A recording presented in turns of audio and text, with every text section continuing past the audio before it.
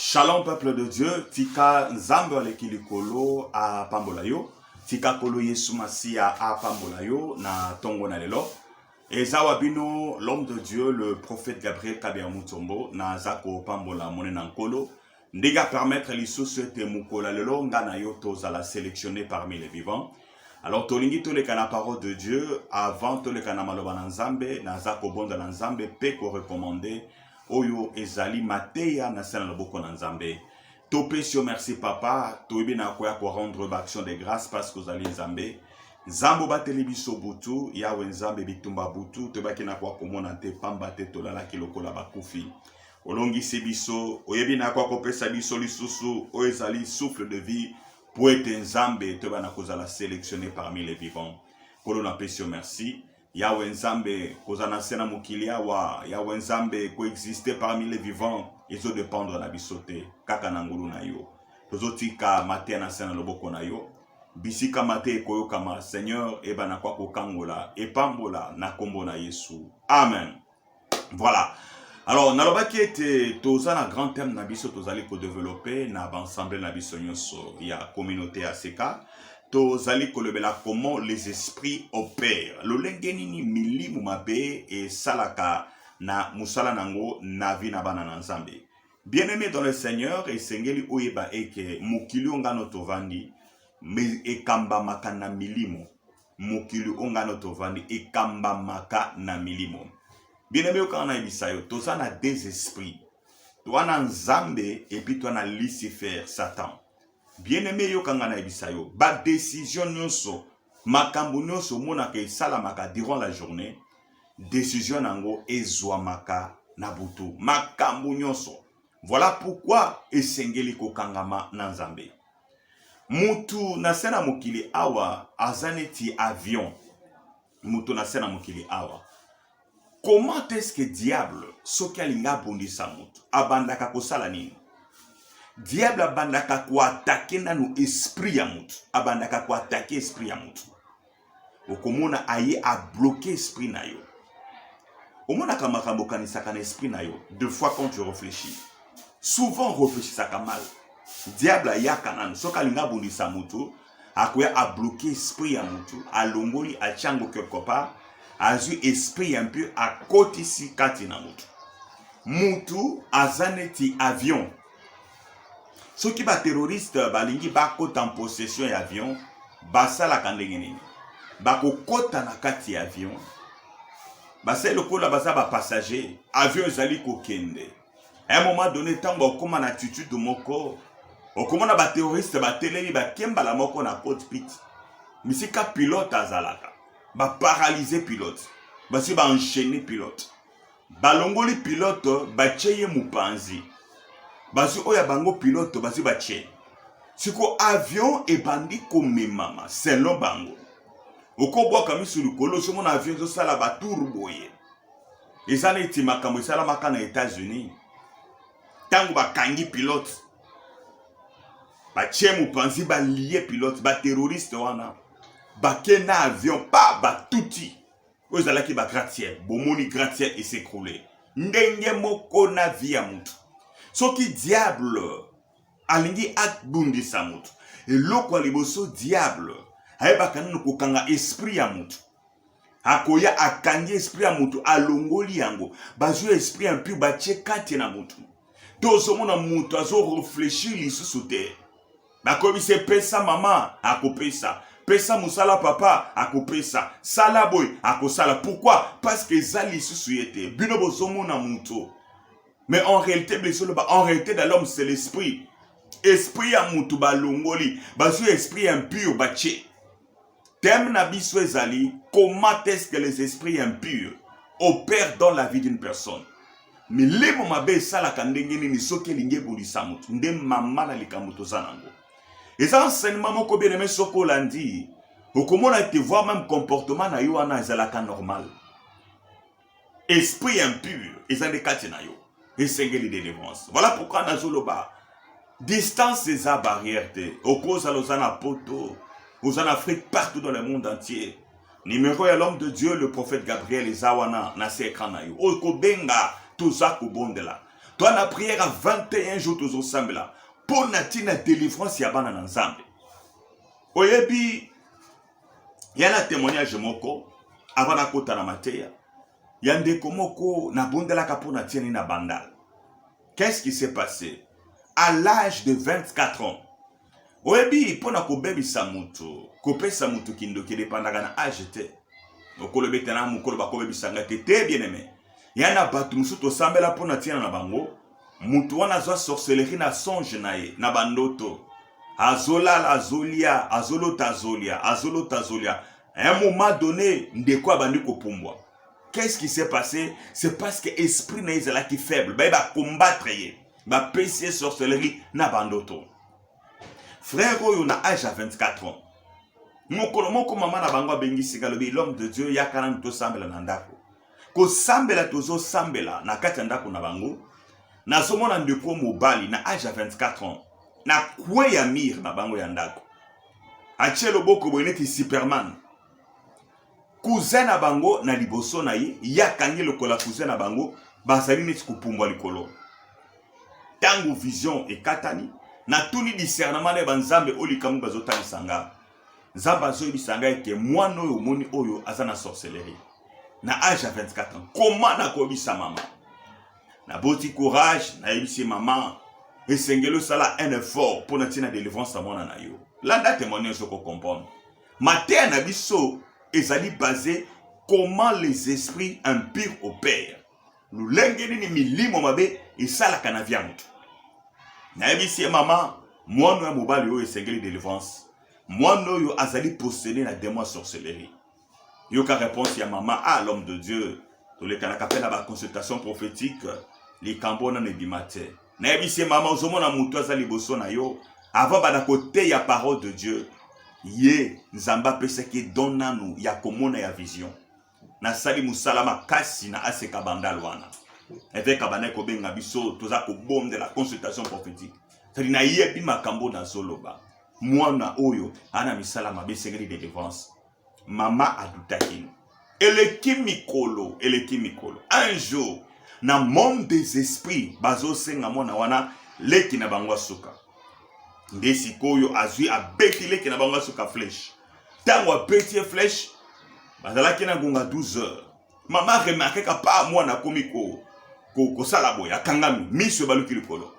Fulu ezobima na munoko na ye. Nde mama benga l'homme de Dieu zawa biyaka. Kokoma na zokoma na ndako boye. Na moni ba bisinga ke oyezali flèche. Na bisi mama iza flèche tozo bonda la nzambe. Mwana oyo eloko basali balongoli kaka esprit na ye. Bakia nango quelque part eza musika te. Soki to bimine kana poto ke l'hôpital awa ba mwana zolala tozo sambe la nzambe. Bien-aimé to banda prière hein. Ko banda 12 heures. Tozo prier. Parce que esprit ekei, mwana akufi. Iloko na zolobo ngana vivrango na ministère na ngai. Mwana akufi. To bandi prier, tozo prier. Kinongonga à 23 heures. Namona mwana sali, azongi. To koma ki déjà 23 heures, tout le monde était à la maison. Bake bakangi barrière. Ou ya lopang, bakangi yango. Alors, yesiko muto sala kilo kwana zala kite. Abima ki libanda. À partir de 0 heure, tant que si prière. Na bengi papa ya mwana, na bengi mama tovani libanda. Na bande kona, na bisi bango kyo, na bisa ki bino. Eke mwana na bino wana azana kindoki. Yende muto sali makambo. Apeti mwana au flèche, balongole esprit na ye. Na bisi bango siko lelo bokondimite na za musana nzambe. Tu vas à un moment donné, minuit, pas de oiseaux sauter clôture, bout, à côté de la kata lupango. Tango oiseau côté na kata lupango, papa na zobengai. Alors bien kanano. Tango pour se permettre aux ala qui n'a tout ni frère. Est-ce que oyebi makambo oyo, ezo le kanakata isika oyo, de oiseau isanga na weba ndengenene. Na ebi c'est ok. Si kona ina tali sayo ke ngai na sambe la kanzambe. Soki yo yebi likambo te beta gazon. Kota kende kolala. Sokola muki na tongo nga na tiki kosambela na komi lokola yo. Etango na banaki koloba bongo na zalaki sur na nzambe na ngai. Et puis tango na banaki koloba bongo j'étais blindé spirituellement. Voilà pourquoi, bien aimé, kosambela kanama sekite. Sokozo sambela kaya solo. Le monde des esprits existe. Alors, papa na kobeta na lengete. Na yebi sesko yebi sanganan. Oyebi likambo sali awa. Alors, oui na yebi. Na tuniye. Vrai ou faux zandoki. Alors, na zandoki. Homme de Dieu. Ne papa na banga sotikali. Abando bengai. Donc, yonde mutu. Ozosala makambo nyonso ezosala manakata ndako awa. Makambo nanga ezosimba te eza yo. Olingo bomona nanga atelemi abete na bite. Eza makambo akobeta te papa. Okobeta le kofi boye na butu liboko no ye vimbi. Ndeko yo esengeli délivrance. N'est-ce na tunie qu'est-ce qui s'est passé réellement? Et qu'as-tu vu tango tozali kobom de la awa? Alors l'homme de Dieu ngana zalaki musika. Mais tango bozo bom de la awa. Namoni flèche to betaki. Et pas moi no comme les akirites to beta qui pas moi na oyo et sauter et quoi et après bisika autotaki esprit na ye na moni moto ekiti et bete na kata prison na esprit ya mwana wana izongi bien aimé mukolo ya délivrance ya mwana wana zamba zo kangai tobandi ko bondela parce que moi si na ye azalaki sirène azo vanda na kati ya dal ya banye na lupango na bango. Na bisi bango esengeli biloko nyonso o izaya ye na kati ya lupango yelongwa. Bien aimé, to pria vers minuit 30 to baluki sikona sema toke na dal. To bando sala la prière d'autorité. Esprit à la kati ya dal na lupango to chasser yango. Bien aimé, un moment donné solo ye ko pensa na lupango. Ya zolo ba tango bo bondeli bongo bo tindi moto. Sirène wana a sauta longwe azongi balamoko na fleuve. Le monde des esprits. Bien aimé dans le Seigneur. Matéa na biso otozali côté ya comment les esprits opèrent. Lo lenge nini milimo mabe esalaka na via bato. Comportement ozalaka nango wana ezalaka yote. Ezalaka milimo mabe. Un démon ako posséder mutu. Démon ako kota na nzoto mutu. Démon akokota na elamba mutu, démon akokota na maboko mutu, démon akokota na biloko akolia. Yango monaka voir même mutu allié biloko pas agir sorcellerie. Démon akokota na mai akotaka partout. Akokota na nyama. Kanisa histoire oya Yesu. Marc 5. Bazobisa biso mutu wana zalaki possédé. Tangu Yesu alinga benga na ba démon kati na ye. Mutu wana bondeli Yesu. Alobite kobimisa biso libanda ville te. Tinda biso na bangulu. Démon akokota na kati ya nyama. Na soso, na nyau, na mbwa, surtout ba nyau. Démon utilisaka bango makasi. Un jour je me rappelle, toi qui na prière à délivrance. Moi na moko ya mwasi azalaki possédé d'un esprit à sorcellerie. Ce que le kola na dévoila qui est, a sepela qui te. Tolali veiller et pas na bango. Nangonga ya 3h du matin, il y avait plein de monde. Sous forme à retraite. Tout là, dans le salon, on était au nombre de 7 personnes. Dans la chambre, balali poto la mukasi koto bonda. Et là, qui couloir yango, boyeke na cuisine, couloir yango, boyeke na salon. Biso to va na kata salon. Nayo kabazo bisanga la lito ilamuka, na lamuki beneme na vandi. Tangu na vandi, na tala boyilikolo ya claustra. Na moni eloko misaka tsa pa mutu anyawe koti tango mutu anyawe koti ami bendi be pou akite na salon. Bien aimé, tolala ki plus de 7 personnes wana obi ke nyambala moko azo dépasser batona zo vers ngai pour attaquer ngai na gangi Seigneur na telengo batyo balamuki nyau abaluki malembe akoti na couloir nyau alimo na ndako. Bien aimé mukilio yo ezo kamba mana milimo na tongo na zobenga mwana mwasi na bise oyebi eloko salaki alobi oui ngande mutu na kotake na kacha nya wana tango lalaki wana ngaki na soyo pokufa na bise mwasi oyebi bisika muto ya telemate na ndimela Yesu na bomo okoki jamais quoi voir ngai. Donc bien aimé dans le Seigneur na nyo comprendre que ba esprit mabe bazalaka pe basalaka musala. Tozali kozwa mukanda na Nzambe na Actes des Apôtres. Bisike zwa Actes des Apôtres 16, le verset 16 nango. to zakotanga na kombo na Yesu Masia. Comme nous allions au lieu de la prière, ndenge tobanaki kokende bisika ya kosambela, une servante qui avait un esprit de python, mosali moko azalaki na molimo ya nyoka, et qui en devinait procurait un grand profit à ses maîtres. Abanaki kosakola, pe molimo wana banaki kofuta bakolo na yango. Viens au devant de nous, et liboso na biso, et s'est mis à nous suivre. Pe abandi kolanda biso, Paul et nous, Paul pe na biso. Elle cria, ces hommes sont le serviteur de Dieu très haut. Abandi koganga, batoyo bazali basali ya nzamba likolo. Et ils annoncent la voix d'Isali. Peiba ye azali koteya, ou ezali nzela na bomoy. Elle fit cela pendant plusieurs jours. Moi si wana za koganga pensa, utamela mikolebele. Paul fatigué se retourna et dit, Paul fatigué et retourna. Paul alembi pe abaluki et dit à l'esprit, ayebisi molimo, je t'ordonne au nom de Jésus-Christ, natali ko peso mitino na kombo na Yesu, de sortir d'elle. Bimakati na ye, et elle sortit à l'air même. Pe molimo mabe et bimina balamoko. Le maître de la servante, bakolo ya mwasi wana, boba cheki esprit, voyant disparaître leur espoir de leur gain, on était molimo banaki ko pesa bango mbongo ekei, se saisir de Paul et Silas. Bakangi Paul na Silas. Et les traînèrent sur la place publique devant le magistrat. Puis bafundi bango et pas yaba magistrat. Bien-aimé Landa. Thème na biso ezali comment les esprits opèrent. Denge nini milimo mabe basalaka.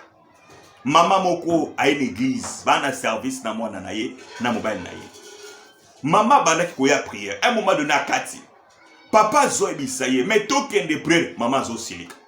Makamba ko sambe la lingango lisusupe. Si vous avez kamanzamba zo kaneti bazali ko finga ye. Comment une personne peut vivre sans Dieu? Comment une personne a quoi vivre à lingi makamona nzambe te? Te bien-aimé. Na bisi papa izaye te. Azana molimo mabe. Azana lobi baye na zo maman. Osomona makambo zo sala wana. Mutu aza tripatite. En accord esprit na âme. Ndengoli esaka nzoto na yo. Ndenge pe esprit ne zana besoin kolia. Mais comment yo mutu mona na nzambe à un moment donné milier esprit ezalaka su pas na yo te. Osambe la kate. Même dimanche ba raison. Ozaka occupé. Non. Na makam na nzambe eza problème pour natina na yo. Oza posséder na molimo mabe. Nyabisi mama wana bongo lobi, alobi papa na ndimi parce que nga moko na zomona de fois eza normal. Esprit et ça la kabongo. Bible soloba na Actes des Apôtres 16, le verset 16. Bazoloba ezalaki na mwasi moko, yazalaki possédé na molimo ya python. Donc zomona esprit et koti kati na nyoka eye possédé mutu. Yoko za na esprit nini? Ya nyao, ya mpuku. Ya libat. Salite mutu mobimba. Ozana démon ya libat. Esprit ya libat. Ndako na yo salite. Ozana démon ya libat. Esengeli délivrance. Bible soloba mwana mwasi oyo alaki posséder na esprit ya python. Esprit wana tango eye kati na ye. Ebandi kosala musala. Esprit tango ekotaka na nzoto ya mutu. Eyaka po esala musala. Esekisaka batu te. Linga nzamba kangola yo na démon ezakati na yo. Esprit ya colère. Linga nzamba kangola yo na demo zakati na yo. Yo, ozana esprit ya kan, ozo kangisa mobile na yo ennemi 2 mois. 3 mois bovena ndako mokome ozandoki. Ozandoki. Une femme mariée ozandoki. Ozana esprit mabe. Bible soloba esprit ya python. Et pendant qui ko procurer bénéfice na bato bachaki yango. Esprit bachaka yango. Omoni mulimo zakati nzoto na yo. Ezana bato bachaki yango. Bachaka yango. Bachaka esprit. Esprit wana sikoyo ezo sala nini? Ezo pesa mona mwasi ba vision. Amoni Paul na Silas bazo kene l'église. Abandi kolanda bango. Bato baba sala nzamba solo. Boyo kela bango. Paul azotala azomona esprit ozali kolobisa mwana mwasi oyo. Tika nzambe apeso discernement. Oye ba ko discerner ba esprit ni eza na kati ya ndako na bino. O discerner ba esprit zo kamba famille na bino. Famille na bino ezo kamba mana ba esprit mabe. Jusque là na nous comprendre te. Mana zo bisa yo à chaque fois que on a ba enseignement oyo sur comment les esprits opèrent, bien aimé, on peut comprendre. Dès que nous sommes nzambe, l'homme de Dieu, l'homme de Dieu n'a pas papa n'a bani musana nzambe depuis 82. Mais rien ne marche. Nako banda ministère ezo simbate. Nyoso nazo sal ezo simbate. Alors bindenge na zako tu banazaki na Brésil.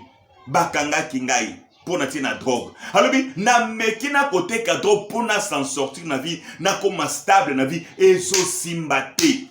Wana muto na nzambe. Abi j'ai compris. O ezaba esprit libota na ngai. Parce que na libota na ngai muto abunga asate. Bien aimé dans le Seigneur. Ba esprit qui paka. O ezali identité à mutote et combataka. Qui t'attend maintenant de savoir comment prier pour benga na esprit oyo. Moi je suis azo prophétiser. Mais ça qui anime l'esprit à nyoka ya piton. Neti lelo toza komona na télévision. Basala nzambe bele ba soi-disant basala nzambe. Ba soi-disant basala nzambe. Tozo kakaka o basaba homosexuel. Tozo kakaka biso pe toyebite. Bien aimé dans le Seigneur Moukileza Kobeba. Soit discernement ya ko comprendre réellement quel est l'esprit qui anime la personne qui est devant toi. Puis Paul a discerné. Paul a discerné. Et que esprit sur le bango et ça esprit à piton. Après ce mitindo, yo molimo zakati na moisson, malgré banaki ko sakola makambo normal, c'est là qui vrai, mais c'est là qui esprit impur. Na pesio mitindo, bima na kati en sotomasio. Bible solobete à l'instant même esprit ekei. Bien-aimé ekendaka. Maladie ozanango. Omekina médecine ezo simbate. Eza esprit. Yakana na aseka camping. Benga l'homme de Dieu. Atoza musika. Lo sambo zana barete. Toko bombe la nzambe. Pe ba esprit kokene. Bali tangu ba esprit ekei. Moi c'est a commis délivré avant d'igner. C'est comme ba maître bateau ba chaki esprit wana kati na ye. Bon ndenge esprit ekei. Et que bénéfice ta bango kozali susute. Parce que tant que ko prophétiser bazo pesa yembongo, azo pesa bango. Dès que ko ba siliki, ba kangi Paul na Silas, ba me ba na justice. Bien-aimé, o ezali premier volume ya enseignement na biso. Mikolo nyonso tokobanda koteya na réseaux sociaux. Comment les esprits impurs opèrent dans la vie des gens ou qu'on comprendre. Et on a besoin il y a le sambo, maman, on a besoin de prière. Et chaque fois que tu as la intercession, ce qui est na Facebook, on a comme prophète Gabriel Kabiamutombo. Prophète Gabriel Kabiamutombo, on a Facebook. Chaque jour na Facebook, tu as la prière à partir de 23h. Pour te télémer là-bas esprit impur. Pour te télémer là-bas démonios ko contre vinayo. Penasuki sami aneyo okopambolama. Voilà nazo bon de la ponatina de komoko. Oyo ba esprit zo tungisa bomo na ye. Elo kale boso nazo senge pa na nzambe akangola na nous penser na yo. Okanisa kamabe. Penser na yo atozotala basomo na moto zotala, mais yo kanisaka négativement. Iko simbate, nako balate, nako kufa avant l'âge, nako salaboy. Quand tu vois ça, c'est que l'esprit nous a emprisonnés, ba bloqué ango. Nazo senga ya lola akangola esprit na yo. Nazo bon de l'ensemble. Nzambe nazo tikande konyo swala ninga na salaboko na yo. Yawe nzambe bitumba. Oelekeli bango ya ba esprit nzambe. Tika ya